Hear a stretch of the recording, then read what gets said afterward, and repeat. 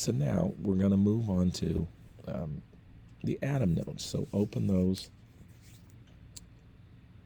in Notability, and we'll take some notes. We'll just talk about a few people down through history who were the first to think of everything being made of atoms and what atoms were.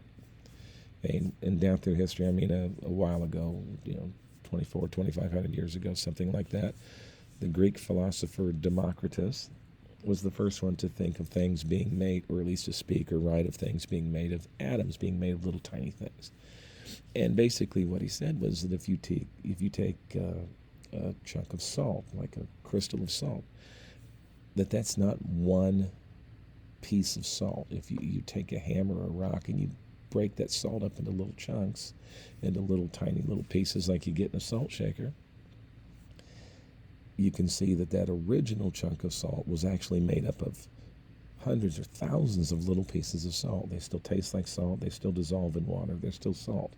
So that original piece of salt could not have been one piece of salt. It was made up of thousands of pieces of salt. And you can just keep hammering and hammering those little crystals, breaking them into dust.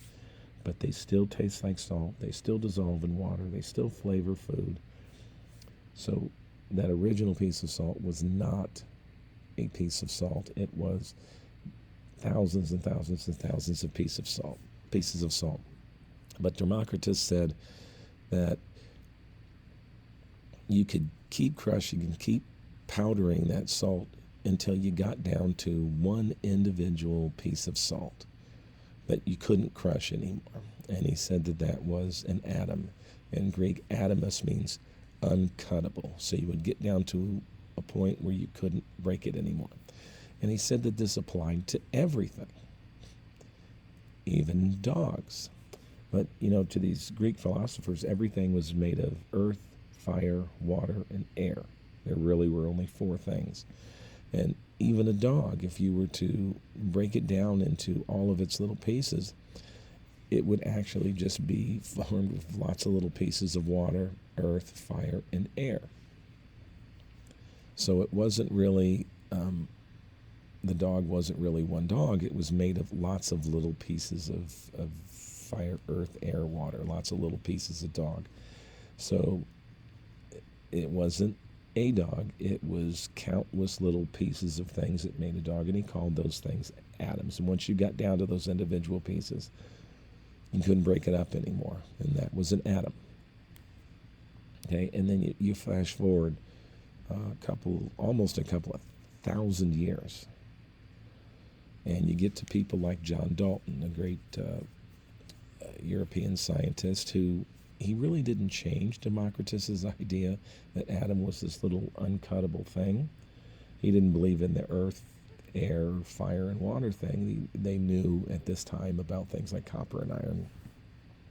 And so he said everything was still made up of little tiny atoms.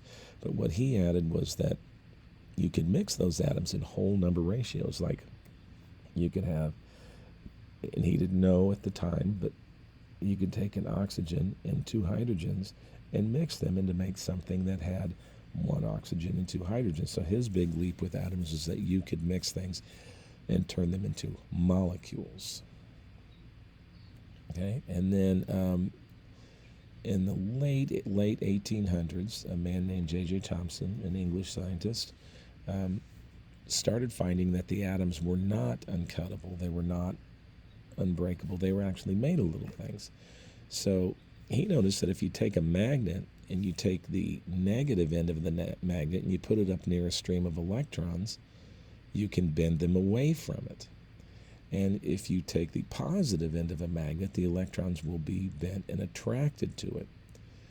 So particles within atoms are attracted to the positive end and repelled by the negative end. So he said there's something negative inside atoms.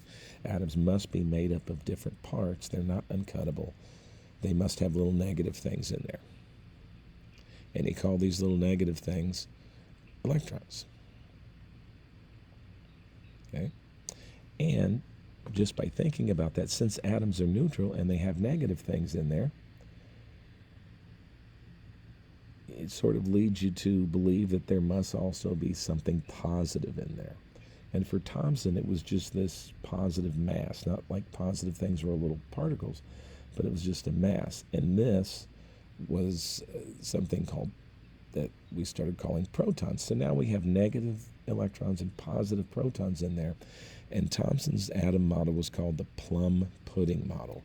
So it had little negative electron plums inside a positive pudding or cake. So it was called the plum pudding model. And then, a little bit later, around the turn of the 1900, a man named Rutherford, another English scientist, decided to see what atoms were making, see what would happen if he shot alpha particles. Remember, alpha particles are a helium nucleus, so two protons, 2 electrons, at a piece of gold foil. So he took actual particles, alpha particles, and shot them at a physical thing, a piece of gold foil. And what he noticed is that almost every single alpha particle passed right through the gold foil and lit up this screen detector that he had around. And by almost, I mean 99.99% of all these heavy alpha particles went right through the gold foil and struck on the other side and lit up the screen, exact opposite of where the alpha particles came from. Every now and then one of them would be deflected, and rarely one of them would hit the screen and bounce back. Okay, so if you look at it a side view, you have alpha particles coming in to this gold foil, and most of them pass through, unchanged. They just pass on through. Every now and then one of them will hit and bounce back. So what he determined is that atoms are mostly empty space, because these big heavy alpha particles just pass right through the atom. They don't damage the foil, they don't damage themselves, they just pass through. Every now and then one of them will hit the tiny, dense nucleus and bounce back. Right, then we have Niels Bohr.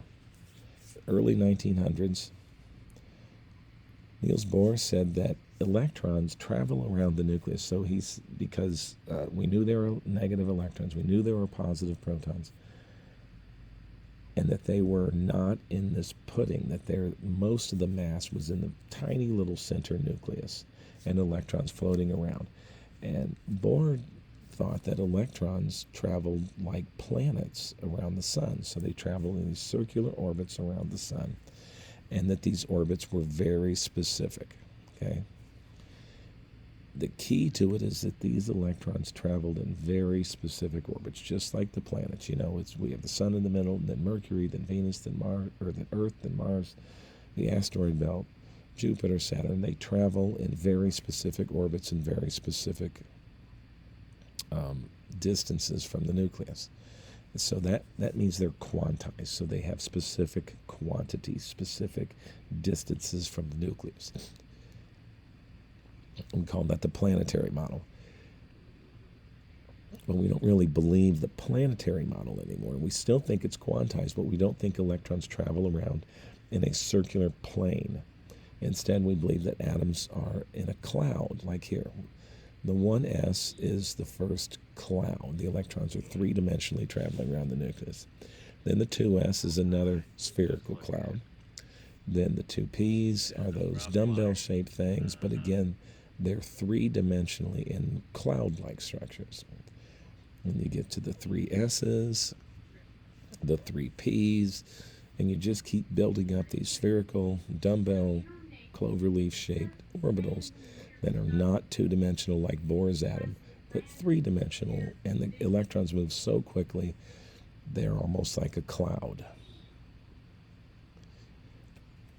All right, that's it for your atom notes. Try the nuclear decay worksheet. The key is there on Canvas. Give it a shot, and hopefully I'll see you on Wednesday.